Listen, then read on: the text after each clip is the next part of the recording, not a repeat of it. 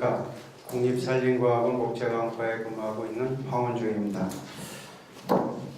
제가 아까도 잠깐 말씀을 드렸었는데 제가 하는 일은 그 목재 보존 연구실에서 목재 보존에 대해서 연구를 하고 있습니다.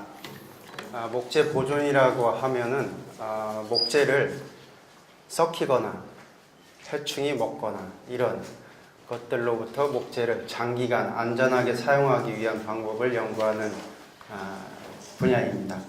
그 중에서 제가 연구하는 분야 중에서 한 분야인 흰개미 피해에 대해서 오늘은 말씀드리도록 하겠습니다. 요즘 인터넷에서 흰개미라는 검색어로다가 검색을 하시게 되면 많은 기사가 올라오고 있는 것을 볼 수가 있습니다. 그 중에 제가 4월 말에서부터 5월 초에 이제 흰개미 피해 주의보를 내려가지고 그것이 좀 확산되면서 전국의 그 목재를 이용하고 있는 분야라든지 문화재 분야에서 그 흰개미 피해에 대해서 진단하는 그런 기사들도 많이 나오는 것을 볼 수 있었습니다. 그렇듯이 흰개미는 우리나라에서 상당히 많은 피해를 주고 있습니다. 그러나 실제로 흰개미가 어떤 것인지, 흰개미가 무엇인지에 대해서 아시는 분은 별로 많지 않으리라 생각이 들고 흰개미에 대해서 한번 조금이나마 도움이 됐으면 하는 마음으로 본 강의를 실시하게 되었습니다. 보시는 사진은 많이 알려져 있는 이제 전주의 한옥마을입니다. 전주 한옥마을에도 상당히 흰개미 피해가 높아서 한옥마을 그 발전위원회라든지 이런 쪽에서 많이 의뢰가 와서 흰개미 피해 진단을 좀 해달라라는 의뢰가 많이 내려오고 있습니다. 왼쪽에 보시는 데서 오른쪽에 이제 오른쪽 사진을 보시면 이것이 실제 흰개미가 목재를 가해한 사진입니다. 상당히 목재의 기능을 와해시키는 작용을 하고 있습니다. 보시는 그림은 흰개미의 병정개미입니다. 이거는 우리나라에 분포하고 있는 흰개미 종류는 아닙니다. 건재 흰개미라는 종류인데 건재 흰개미의 병정개미인데 상당히 크고 좀 무식하게 생겼습니다. 그럼 오늘 발표 말씀드릴 내용으로는 먼저 목재 열화란 무엇인가에 대해서 간단히 말씀드리고 그 다음에 흰개미의 생태 및 특성에 대해서 말씀드리겠습니다. 그리고 흰개미 피해 사례에 대해서 말씀드리고 목조 건축물의 흰개미 피해를 어떻게 알아내고 진단할 것인가에 대해서 말씀드리고 실제 흰개미 피해를 받은 목조 건축물에 대해서 진단을 내리고 방지한 사례에 대해서 말씀드리도록 하겠습니다.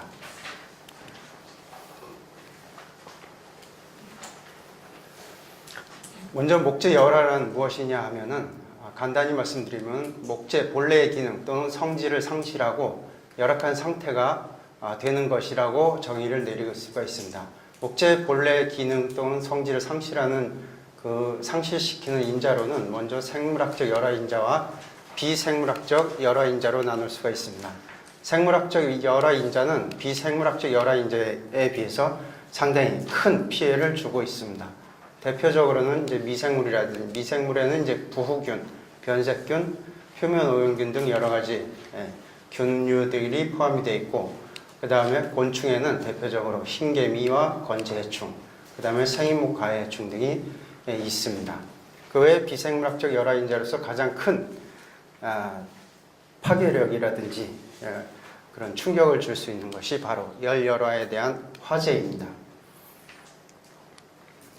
먼저 생물학적 열화인자에 대해서 말씀드리면은 아까도 말씀드렸다시피 미생물과 곤충 이런 것이 포함이 되어 있고 열화 현상으로는 썩음이라든지 충해, 해충은 요거는 이제 바다에서 사는 해충을 말씀드리는 것입니다. 보시는 바와 같이 부후균에 의해서 이제 자실체가 생성되도록 많이 썩은 사진을 볼 수 있고 또한 이 목재도 일본에서 상당히 강한 목재라고 일본에서 자생한 목재 중에 상당히 강한 수종인데 그것도 역시 부후균에 의해서 이렇게 썩어가는 현상을 볼 수 있습니다.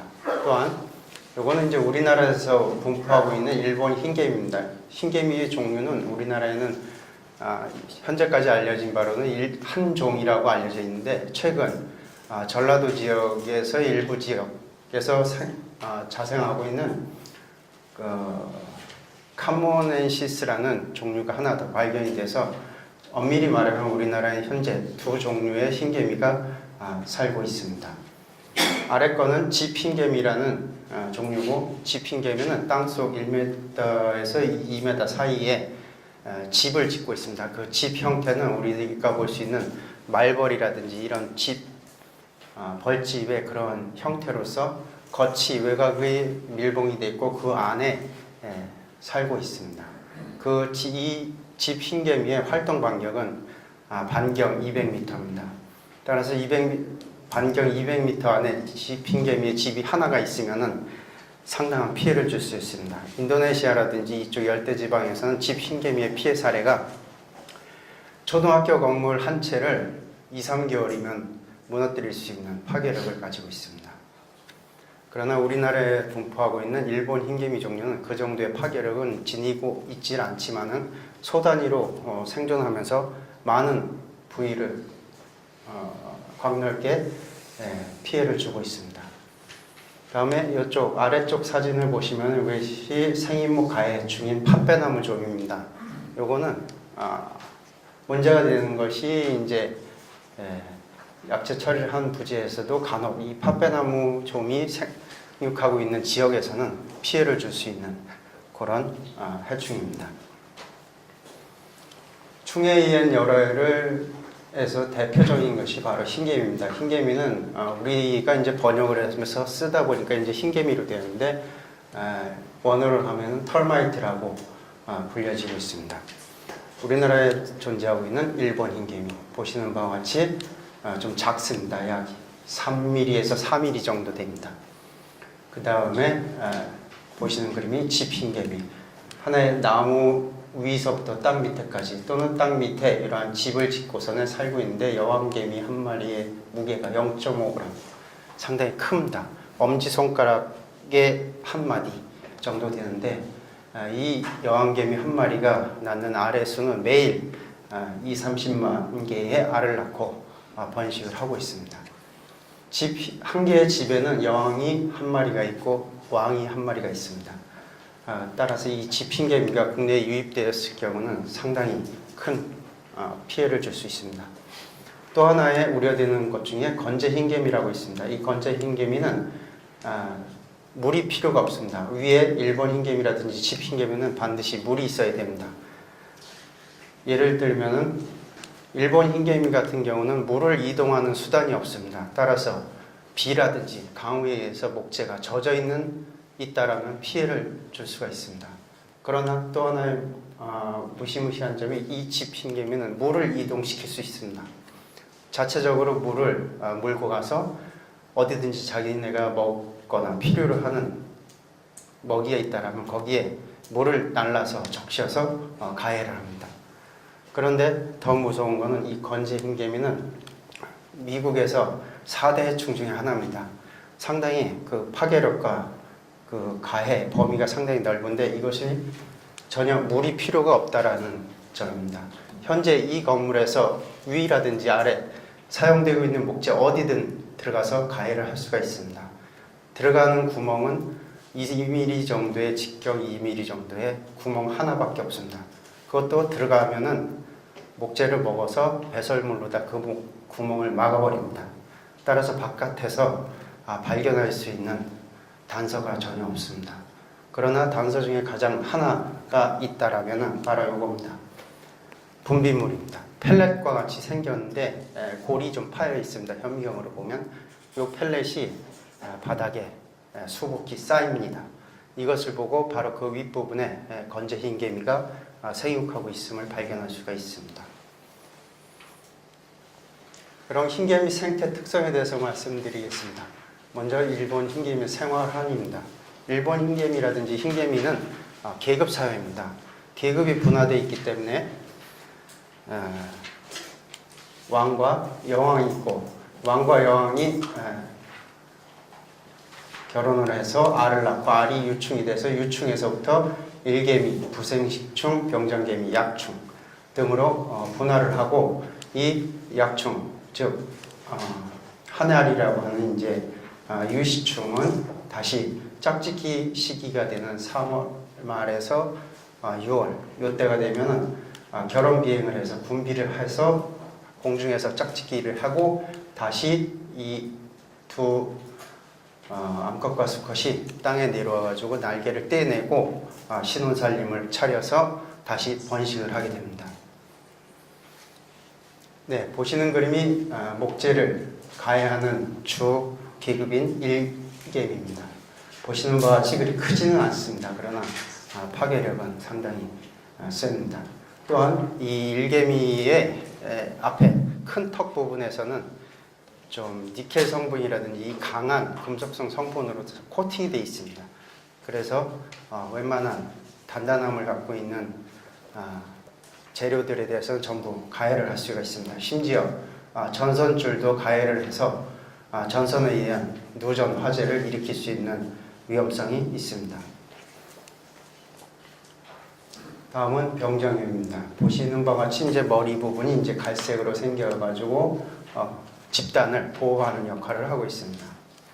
그리고 유시충입니다. 보시는 바와 같이 날개가 달려 있고 3월에서 3월 말쯤 돼서 4월 되면은 이 날개가 자라서 날 수 있는 형태를 갖춥니다.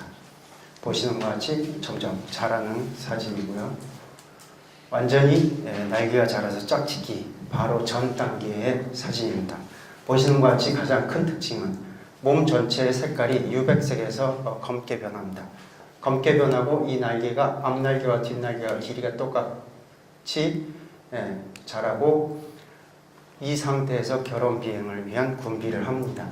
그러나 이 시기에 흰개미 피해 부재를 가장 쉽게 발견할 수 있는 시기임과 동시에 많은 분들이 이것이 흰개미라는 존재를 모릅니다.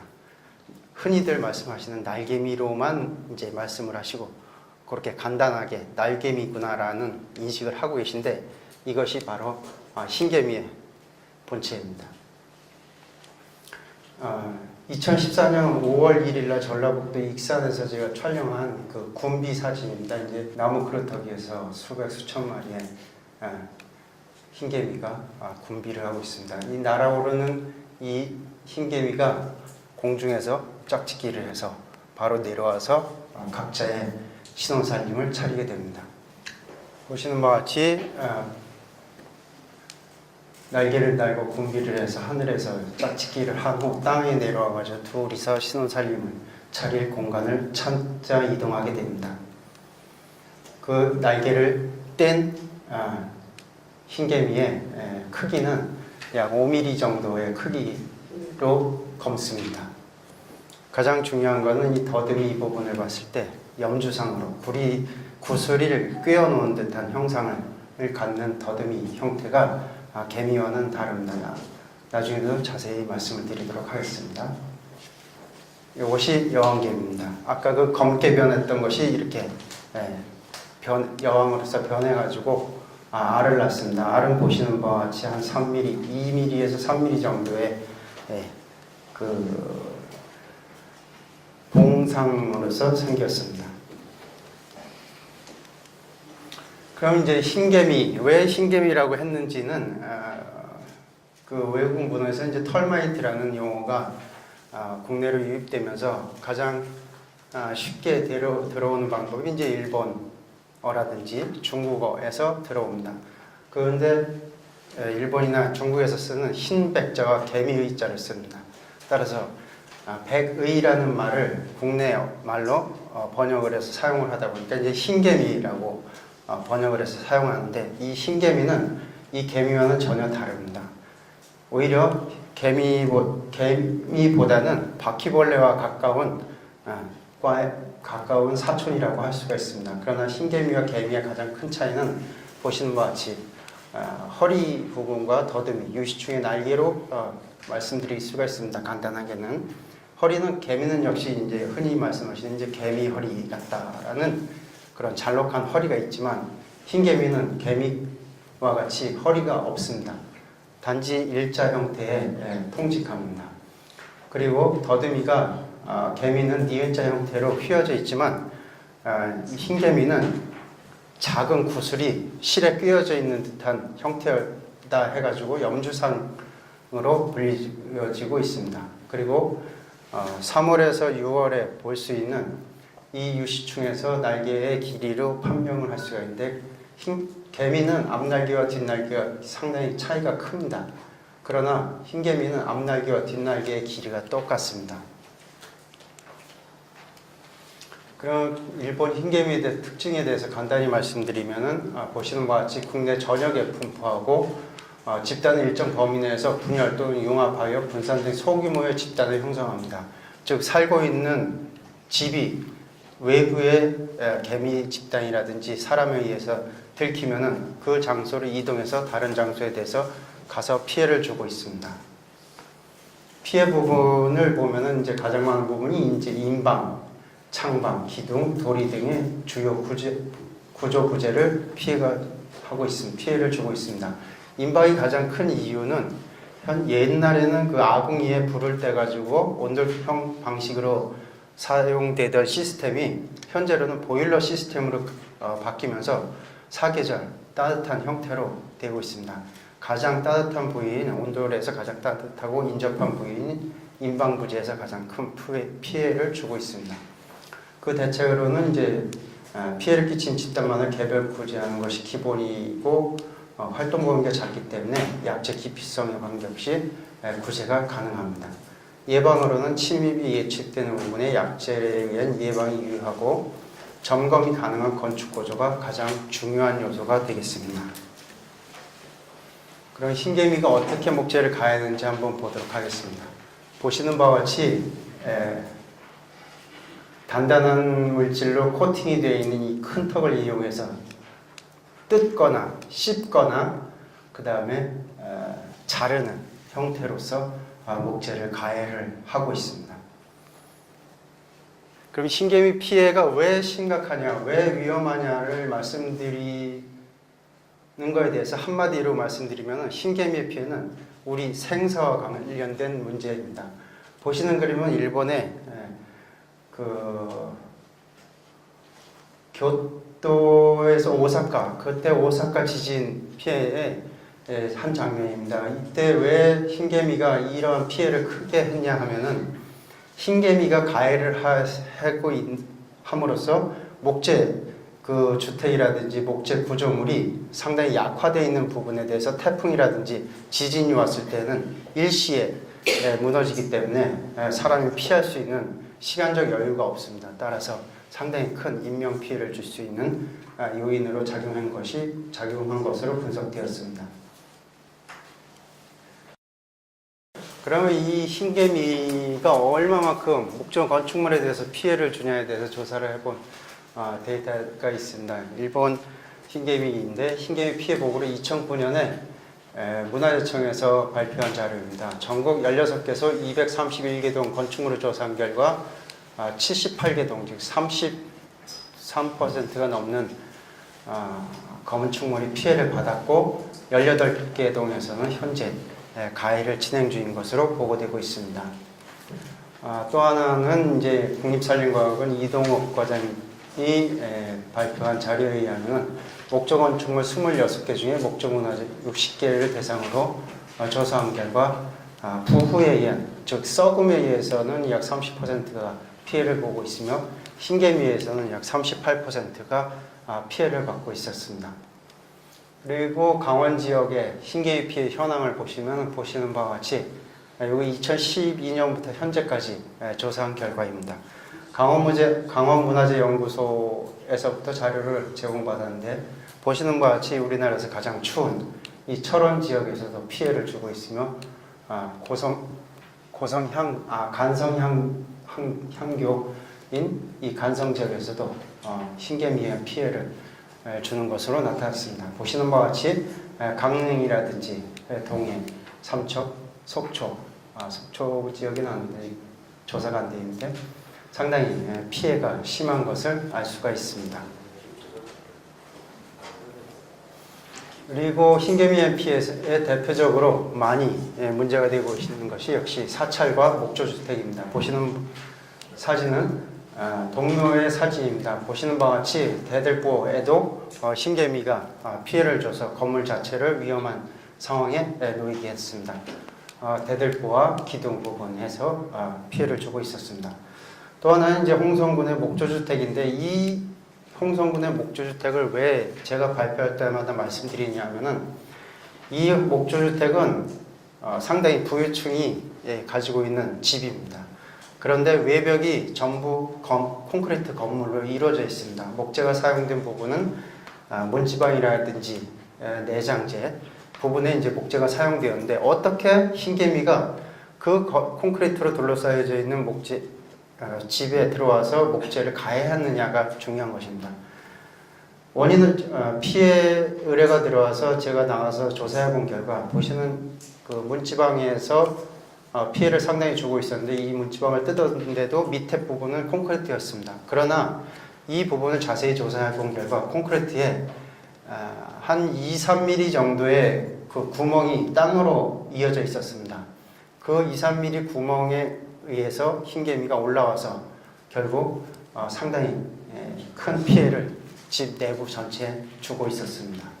여기서 말씀드리고자 하는 것은 콘크리트 건축물이라 해서 흰개미의 피해를 받지 않으리라는 법은 없습니다. 이것이 가장 중요하고 목재뿐만 아니라 아까도 말씀드렸다시피 전선을 갉아서 누전 사고를 일으킬 수 있는 원인으로 흰개미가 작용을 할 수가 있습니다. 그리고 또 하나는 이제 경복궁 경회로 국보 224호인 경복궁 경회로에서도 흰개미 피해가 있었습니다. 이거는 국립산림관 이동욱 과장님이 조사를 한 것입니다. 해체 복원을 위해서 해체된 부재에서 흰개미가 보시는 바와 같이 생육하고 있는 것을 발견할 수가 있었습니다. 그리고 아까도 말씀드린 동묘의 기둥인데 보시는 바와 같이 흰개미 피해가 증가하면 할수록 지붕이라든지 건물 자체의 무게를 견디지 못하고 터져나가거나 기둥이 부러지는 사고가 발생을 합니다. 아까 말씀드린 대들보 사진입니다. 그리고 신안사의 승방에서도 상당히 흰개미 피해가 컸었는데 2011년에 조사될 겁니다. 보시는 바와 같이 기둥 부재에서 상당히 큰 피해를 주고 있었고 인방부재에서 방해 인방부재에서 이러한 탈출구를 볼 수가 있고 심한 피해 부재는 같은 경우는 손으로 집어넣어도 손이 나무를 뚫고 들어갈 수 있을 정도로 그 스펀지와 같은 푸석푸석한 형태로 가해를 합니다.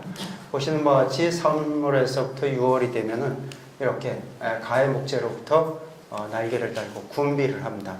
방 안에서 인방부재에서 이 검은 형태의 곤충이 수천 마리가 나른다고 생각하시면은 아마 살고 싶은 마음이 없으실 겁니다. 따라서 흰개미 피해는 사람이 사는 데 있어서 상당히 혐오감을 주고 또한 사람의 목숨과도 목숨에 관련된 피해를 줄 수가 있습니다. 보시는 바와 같이 제 손이 회가 아니지만 이렇게 목재를 제 손만으로도 뚫고 들어갈 수 있는 그런 피해를 그렇게 목재를 가해를 합니다. 그 신안사 근처에서 부재에 대해서 조사를 했을 때 보시는 바와 같이 일개미와 군비를 위한 유시충이 활동하고 있는 모습을 볼 수 있었습니다.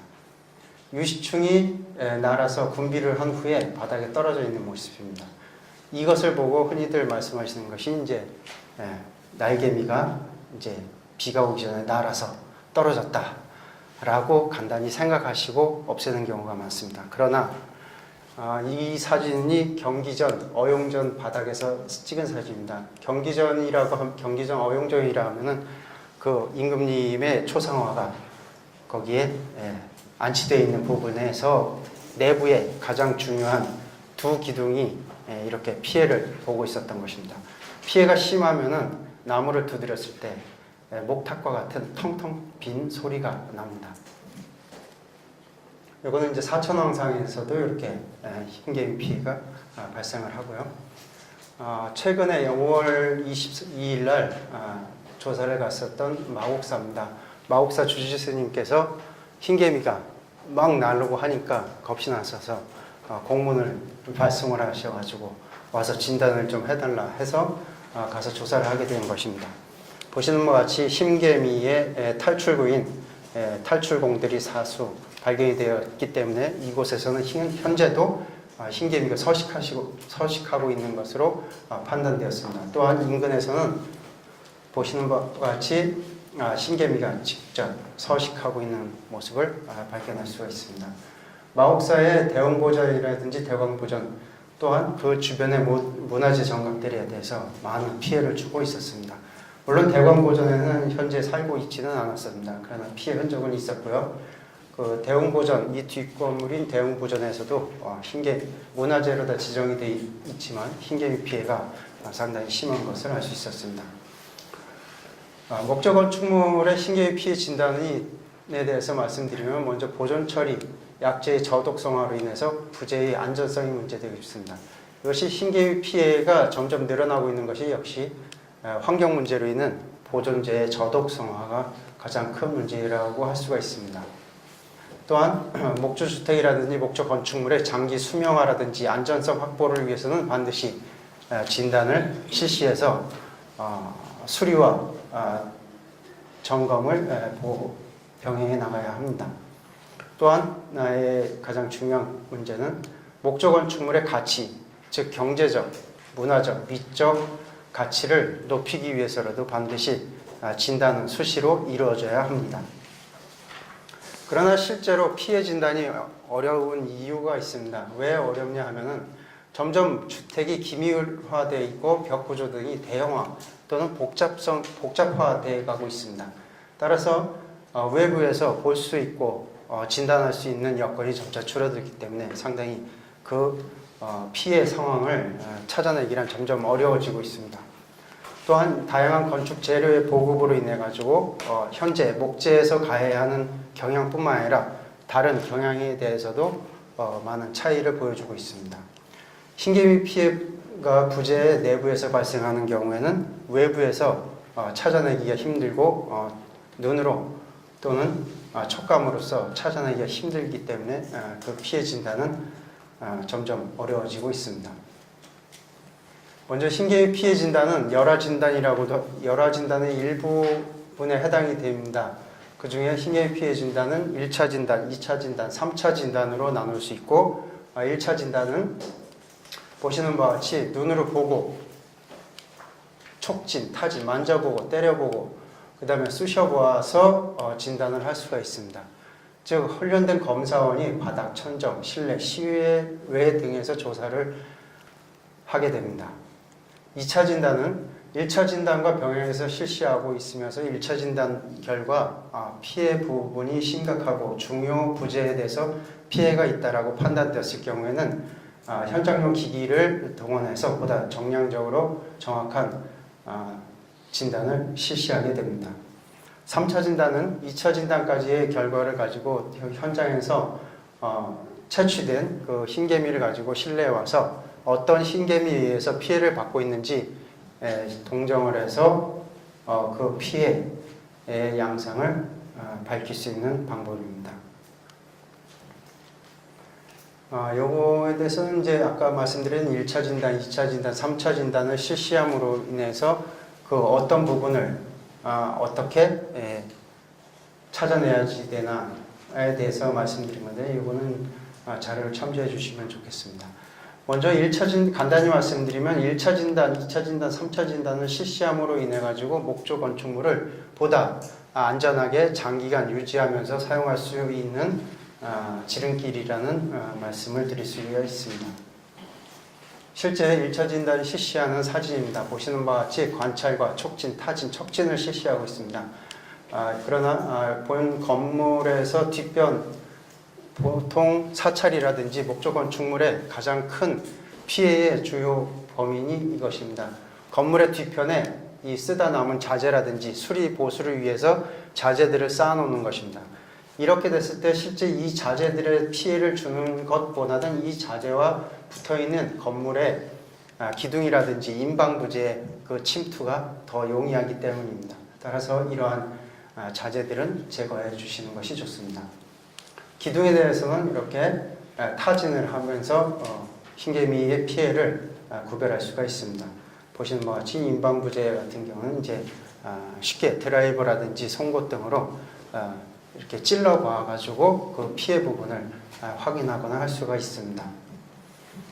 역시 1차 진단에서 유관 검사입니다. 마루 밑에 보시면 보시는 바와 같이 흙으로 이렇게 길이 나 있는 것을 볼 수가 있습니다. 이거는 의도라고 해서 흰개미가 다니는 길입니다. 흰개미는 보통 땅 속에 살고 있기 때문에 땅에서부터 흰개미가 목재를 가해하기 위해서 길을 냅니다. 흰개미는 빛을 싫어하기 때문에 터널과 같은 형태의 길을 내서 목재를 가해하고 있습니다. 따라서 이러한 의도를 보시게 되면 반드시 흰개미 피해가 있다라고 또는 흰개미가 살고 있다라고 간주를 하시고 반드시 이 부재들에 대해서는 피해 예방 조치를 실시하여야 합니다. 이거는 일본에서 사용되는 다다미입니다. 다다미도 역시 상당히 피해를 줄 수 있고 다다미에 피해를 줌으로써 기둥까지도 그 피해가 이어지는 상황입니다. 2차 진단을 위한 이제 기기에 대해서 좀 소개를 해드리면 먼저 초음파 속도 측정기를 사용할 수가 있습니다. 보시는 바와 같이 양쪽 단자에서 한쪽 단자에서 초음파가 발생되고 반대쪽에서 초음파를 받아들여서 초음파의 이동 속도를 가지고 피해 여부를 확인할 수가 있습니다. 또 하나는 이제 초음파 속도 측정기 중에 타입이 다른 형태인데 보시는 바와 같이 단자를 여러 개 꽂아가지고 한 곳에서 타음을 하면은 그 음의 속도를 가지고 어느 부분에 공동이 있는지 그 형태를 찾아내는 것입니다. 보시는 바와 같이 공동이 있는 부분을 정확히 찾아낼 수가 있습니다. 가장 간단한 방법으로는 이제 필로딘이라는 기기가 있습니다. 이 기기는 이 침이 앞으로 나갈 수 있는 뒤에 이 안에 용수철 부분이 내장되어 있기 때문에 용수철의 힘에 의해서 목재를 이 핀을 침으로써 목재 내에 침투 깊이를 가지고 피해 부분을 확인할 수가 있습니다. 이거는 천공저항 측정기라는 것입니다. 쉽게 말씀드리면 이제 드릴 부분을 이용해 가지고 이 드릴 날을 목재 내부에 꽂아 넣음으로 인해서 이 드릴 날에 걸리는 저항 값의 변화를 측정을 할 수가 있습니다. 보시는 바와 같이 실제 이 공동 부분이라든지 피해 부분에 대해서는 피크가 이렇게 급격히 감소해서 0에 가깝도록 표시되어져서 천공저항 측정기는 현장에서 바로 눈으로 그 피해 부분을 확인할 수가 있습니다. 원래 천공저항 측정기는 목재의 연륜을 측정하기 위해서 개발된 것인데 이것을 응용해서 실시하고 있습니다. 보시는 바와 같이 목재의 단단한 부분, 즉 만재 부분과 조재 부분에 대해서 이러한 그 드릴의 저항값이 확연히 다르기 때문에 그 흰개미의 피해를 받아서 공동을 가지고 있는 부분에 대해서는 부호 피해도 마찬가지입니다. 부위에서 공동이 발생하면은 보시는 바와 같이 피해 부분을 정확하게 찾아낼 수가 있습니다. 여기서는 이제 흰개미 피해를 받은 부재를 천공저항 측정기로서 측정한 것입니다. 보시는 바와 같이 겉에서 볼 때는 전혀 피해가 없습니다. 이것이 흰개미 피해 부재의 실체입니다. 그러나 실제로 잘라보면은 목재 내부에 상당히 피해를 주어서 목재의 기능을 상실을 시키는 그런 피해를 주고 있습니다. 또 하나는 극초단파 탐지기를 사용할 수가 있습니다. 극초단파 탐지기는 흰개미가 아까 말씀드린 대로 큰 턱으로서 목재를 자르거나 씹거나 할 때 내는 소리를 탐지하여서 흰개미가 현재 사육하고 있는 가해를 주고 있는지 없는지를 판단할 수가 있습니다. 네, 이것도 동영상이 있는데 한번 보시도록 하겠습니다.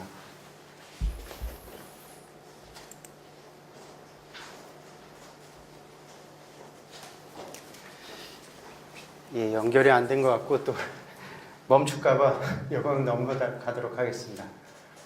그리고 또 하나는 흰개미 탐지견입니다. 요거는 이제 매스컴에도 많이 알려졌는데 보라미와 곰이라는 이름을 가지고 있는 탐지견입니다.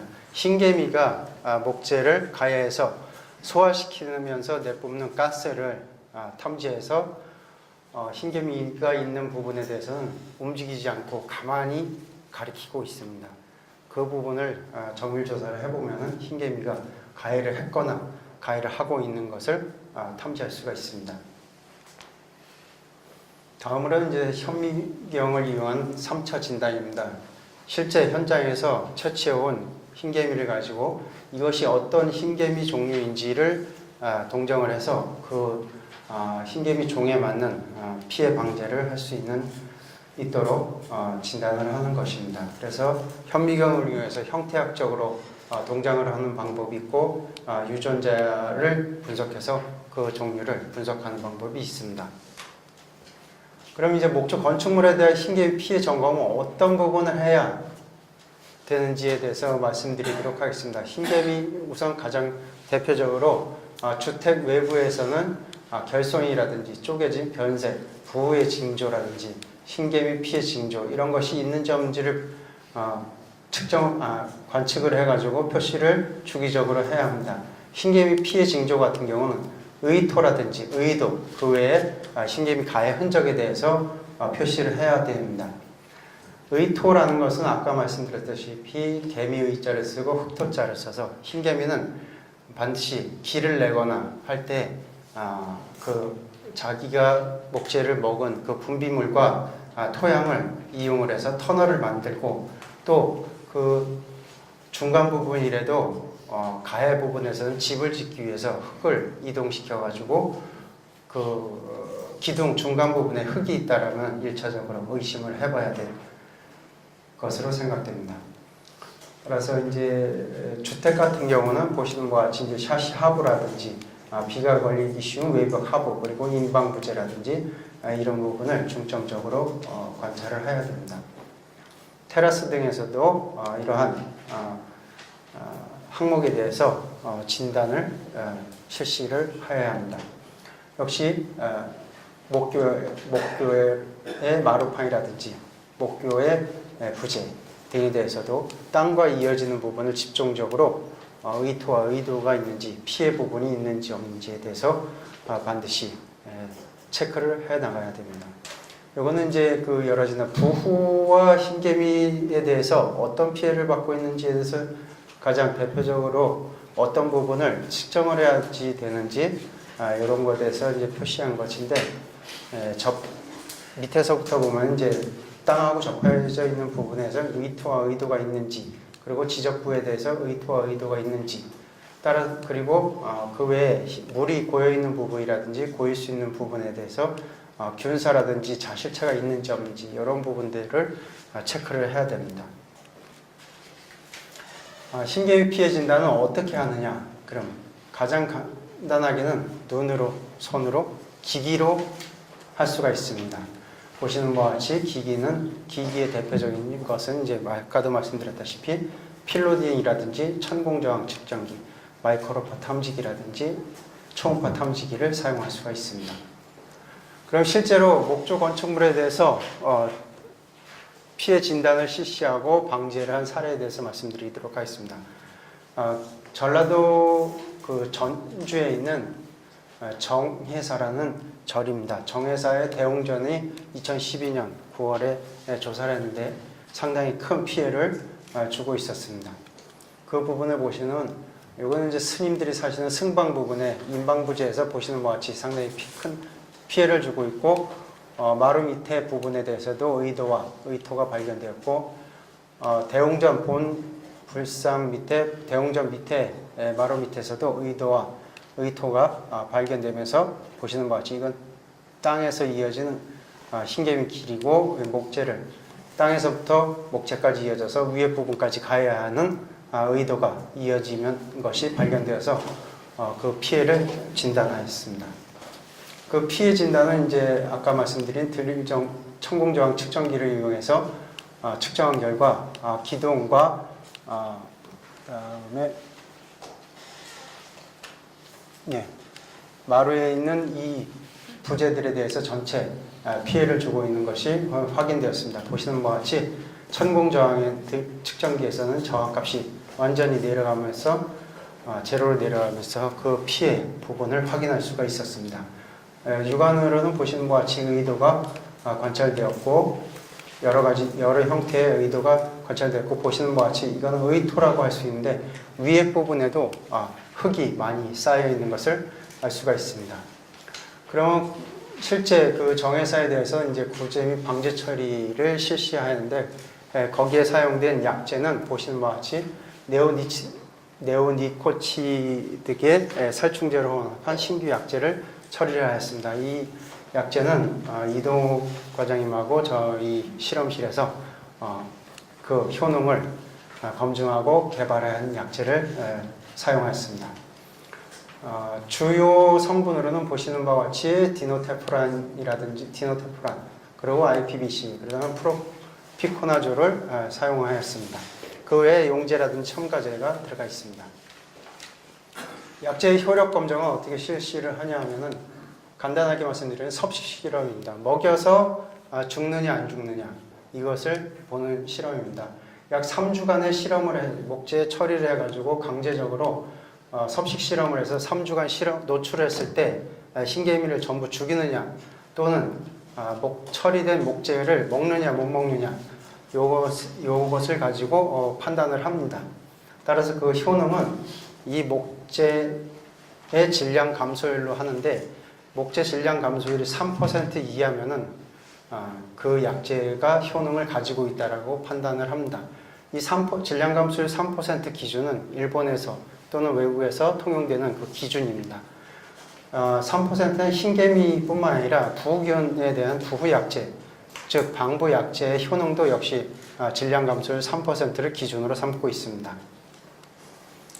네, 여러 가지 배합 농도를 가지고 실험을 해서 요 31번, 32번 약재에 대해서 효력이 있어서 요 약재를 가지고 실시를 하였고 실제 목재 약재를 처리하는 방법과 원천적으로 건물에 들어오지 못하도록 주변 토양이라든지 마루 및 토양에도 처리를 하는 것이 흰개미의 피해를 방지할 수 있는 가장 근본적인 처리 대책입니다. 따라서 토양에도 어떠한 효력이 있는지에 대해서 시험한 것입니다. 한쪽에는 먹이를 놓고 한쪽에는 흰개미를 놓고 처리된 토양을 가운데 놓음으로써 흰개미가 먹이를 먹으러 갈 수 있는지 없는지를 시험하는 것입니다. 보시는 바와 같이 무처리제에 대해서는 흰개미가 이 토양을 통과를 합니다. 그러나 약재 처리된 거에 대해서는 전혀 통과를 하지 못하고 있어서 토양 처리에 대해서도 효력이 발생하는 것을 확인할 수가 있었습니다. 따라서 흰개미 피해에 대해서 이제 처리한 것은 먼저 이 의도라든지 흰개미가 발견된 장귀틀에 대해서 실시를 하였고 또한 이 마루 밑에 토양에 대해서도 약재 처리를 실시하였습니다. 그런데 2년이 약 1년 6개월이 지난 5월에 제가 다시 방문하여서 살펴본 결과 보시는 바와 같이 장귀틀을 바치고 있는 기둥부재들에 대해서 전혀 흰개미 피해라든지 의토라든지 의도가 전혀 발견되지 않아서 현재까지 정상적으로 흰개미에 대해서 방어를 하고 있음을 확인할 수 있었습니다. 흰개미 피해를 예방하는 방법 중에서 가장 손쉽게 할 수 있는 방법은 목조 건축물 주변에 그루터기나 이 살아있는 목재라고 하더라도 죽어있는 부분이 있다라는 이 부분을 전부 제거하는 것이 가장 손쉬운 방법이라 할 수 있습니다. 그리고 아까도 말씀드렸다시피 토양에다 처리하는 방법이 있고 또 하나는 건물 주변에 식이 유인 방법이라고 하는 이제 베이팅 시스템을 처리할 수 있습니다. 이것은 어떤 거냐면 바퀴벌레 약이 요즘 많이 잘 나왔는데 먹이로서 그 바퀴벌레를 유인해서 죽이는 방법을 사용하고 있는 것입니다. 그것과 똑같은 방식입니다. 이 베이팅 시스템이라는 것은 건물 주변에 구멍을 파서 이 베이트를 설치를 하면은 먹이를 먹으러 와가지고 흰개미가 먹고 다시 집으로 돌아가서 다른 흰개미에 대해서 이제 몸을 비비거나 할 때 그 약재들이 서로 묻어가지고 주변 흰개미들을 전부 죽이는 원리입니다. 그럼 약재를 이용한 흰개미 피해 예방에 대해서 말씀드리면은 이제 가장 중요한 예방 처리는 가압방부 처리 목재를 사용하는 것입니다. 즉 가압방부 처리제에서 이제 토양이 닿지 않는 부분이라고 해서 사용되는 부분이 이제 H2 등급인데, 이 부분도 아까도 말씀드렸다시피 흰개미가 의도를, 즉 기를 내 가지고 올라와서 피해를 줄 수가 있습니다.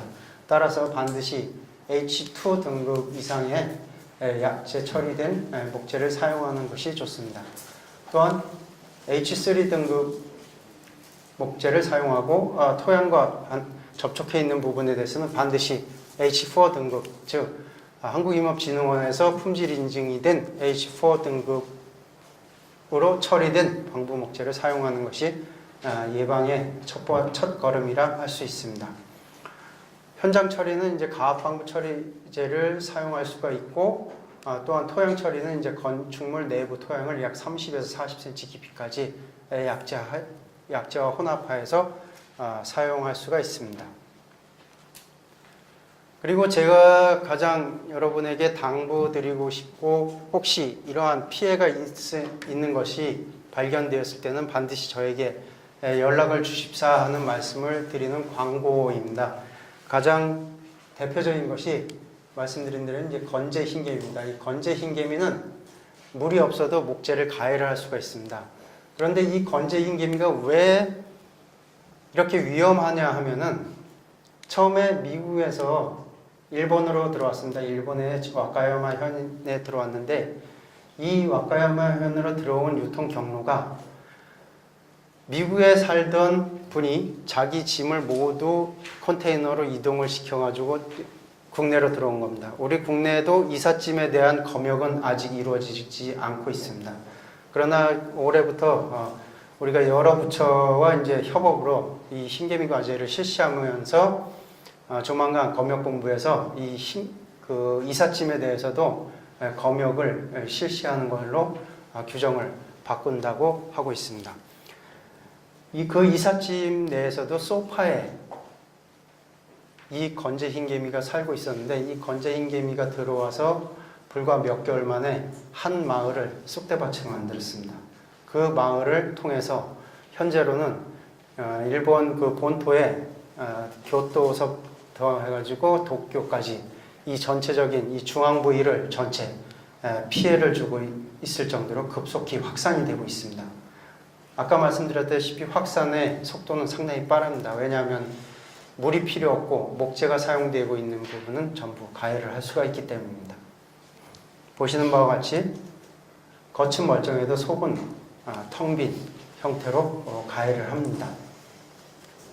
또 하나는 집 흰개미입니다. 이 집 흰개미는 머리가 계란형으로서 약간 뾰족한데, 이 머리를 한번 보시면은 앞에 큰 동굴 같은 것이 있습니다.